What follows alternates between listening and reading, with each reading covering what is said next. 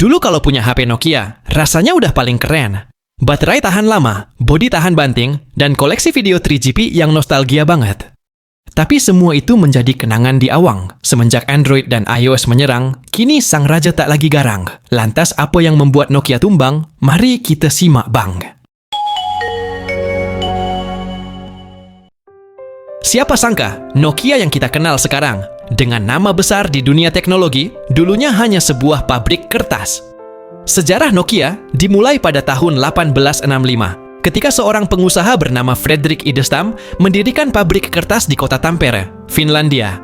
Nama Nokia sendiri berasal dari sebuah sungai, Nokianvirta, di dekat lokasi pabrik kedua yang dibangun oleh Idestam beberapa tahun kemudian.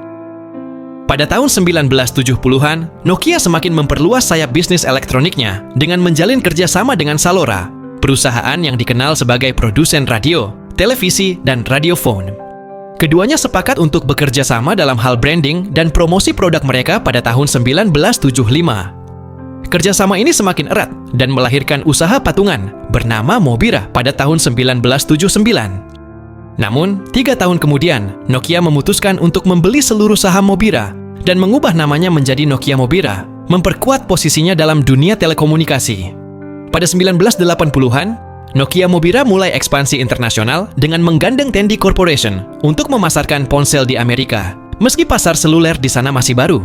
Selain itu, mereka merencanakan ekspansi ke Asia. Di saat yang sama, Nokia bertransformasi dari bisnis karet dan kabel ke fokus utama di elektronik dan telekomunikasi, memulai perjalanan yang menjadikan mereka raksasa di industri seluler. Pada tahun 1980-an, Nokia mulai menapaki jalannya untuk jadi pemimpin pasar ponsel dunia berkat serangkaian akuisisi yang menguatkan posisinya di pasar elektronik dan telekomunikasi. Namun, perjalanan mereka nggak selalu mulus.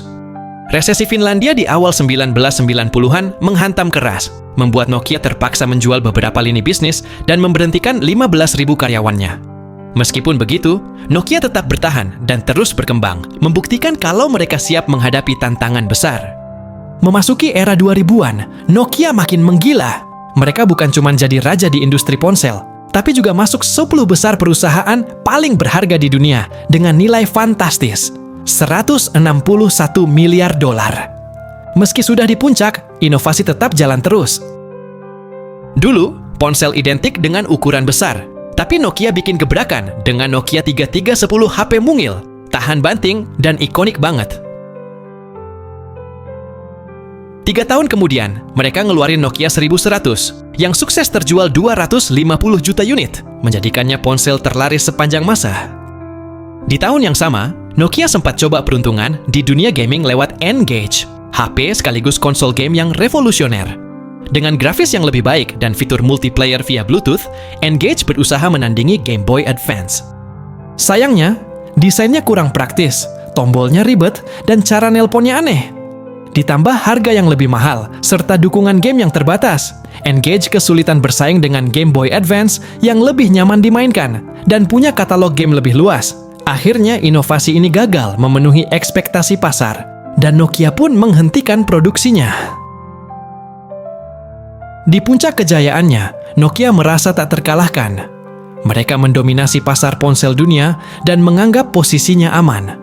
Namun, kehadiran iPhone pada 2007 mengubah segalanya. Industri ponsel tak lagi sekadar soal hardware, tetapi soal ekosistem, kombinasi hardware, sistem operasi, dan aplikasi. Sayangnya, Nokia meremehkan perubahan ini. Mereka tetap bertahan dengan Symbian, sistem operasi yang rumit dan ketinggalan zaman. Nokia percaya bahwa merek besarnya cukup untuk membuat konsumen bertahan, tanpa sadar bahwa iOS dan Android justru menawarkan pengalaman yang lebih baik dan fleksibel. Aplikasi di iOS dan Android bisa berjalan di berbagai versi OS tanpa hambatan, sementara Symbian terus tergerus dengan keterbatasannya. Keangkuhan Nokia membuat mereka menutup mata terhadap perubahan pasar. Saat Apple dan Google menarik para developer dan pengguna dengan ekosistem yang lebih baik, Nokia masih sibuk mempertahankan kejayaan masa lalu.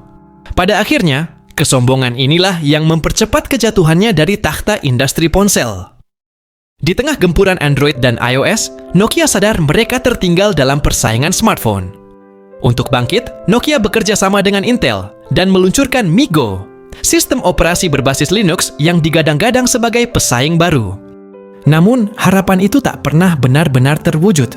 Nokia Dali, ponsel flagship berbasis MeeGo yang dijadwalkan rilis pada 2012, mengalami keterlambatan hingga setahun penuh. Lebih buruk lagi, Nokia hanya mampu merilis satu perangkat MeeGo setiap tahunnya, membuat developer ragu untuk berinvestasi dalam ekosistemnya. Tanpa aplikasi yang cukup, MeeGo kehilangan daya saing. Pada 8 Januari 2011, CEO Nokia saat itu, Stephen Elop, mengirimkan memo bersejarah kepada seluruh karyawannya. Dalam memo tersebut, ia mengungkapkan keprihatinannya terhadap kondisi Nokia yang semakin tertinggal di industri smartphone. Memo itu bertuliskan iPhone pertama dirilis 2007, dan hingga kini kita belum memiliki produk yang bisa menyainginya. Android baru muncul 2 tahun lalu, tapi kini mereka sudah mengambil alih posisi kita dalam volume penjualan. Ini sulit dipercaya. Kita punya inovasi luar biasa, tetapi kita terlalu lambat membawanya ke pasar. Jika kita terus seperti ini, kita akan semakin tertinggal. Hanya dalam 2 tahun, nilai saham mereka anjlok 70% dan kapitalisasi pasar menyusut hingga 7,48 miliar dolar. Tak hanya itu, pada 2011, Nokia melakukan PHK besar-besaran, merumahkan 12% dari total karyawan, terutama dari divisi Symbian, sistem operasi yang selama ini menjadi andalan mereka. Setahun kemudian, PureView 808 menjadi ponsel Symbian terakhir, menandakan akhir dari era kejayaan OS tersebut. Di tengah badai perubahan, Stephen Elop, CEO Nokia saat itu, dihadapkan pada 2 pilihan besar: bergabung dengan Android, yang saat itu mulai merajai pasar smartphone, atau bekerja sama dengan Microsoft, yang masih mencari pijakan di dunia mobile. Jika Nokia memilih Android, mereka akan bergabung dengan ekosistem yang sedang berkembang pesat. Seperti Samsung, HTC, dan produsen lain sudah lebih dulu mengadopsinya dan sukses. Dengan keunggulan brand dan pengalaman manufaktur, Nokia berpotensi menjadi raksasa Android yang mengancam dominasi Samsung. Opsi lain datang dari Microsoft, yang saat itu berusaha menembus industri smartphone dengan Windows Phone. Microsoft menawarkan dukungan finansial besar dan kesempatan bagi Nokia untuk menjadi pemain utama dalam ekosistem baru yang lebih eksklusif. Pada Februari 2011, Elop mengumumkan bahwa Nokia akan beraliansi dengan Microsoft dan menggunakan Windows Phone sebagai sistem operasinya. Keputusan ini mengejutkan banyak pihak. Nokia bertaruh bahwa dengan menjadi pemain utama di Windows Phone, mereka bisa kembali ke puncak. Namun, kenyataan berkata lain. Windows Phone memiliki ekosistem aplikasi yang terbatas, jauh di belakang Android dan iOS. Pengembangan perangkat yang lambat membuat Nokia tertinggal dalam inovasi. Kualitas Lumia dianggap kurang memuaskan, membuat konsumen lebih memilih Android atau iPhone. Meskipun Microsoft akhirnya mengakuisisi divisi mobile Nokia pada September 2013, nasib smartphone Lumia tetap tak membaik. Produk ini sulit bersaing di pasar, dan akhirnya Microsoft memutuskan menyerah. Pada 18 Mei 2016, Microsoft menjual bisnis ponsel Nokia ke HMD Global, perusahaan baru yang didirikan oleh mantan eksekutif Nokia, Jean-François Baril. Di bawah kepemilikan HMD, Nokia mencoba bangkit kembali dengan strategi baru, mengadopsi Android sebagai sistem operasi utama.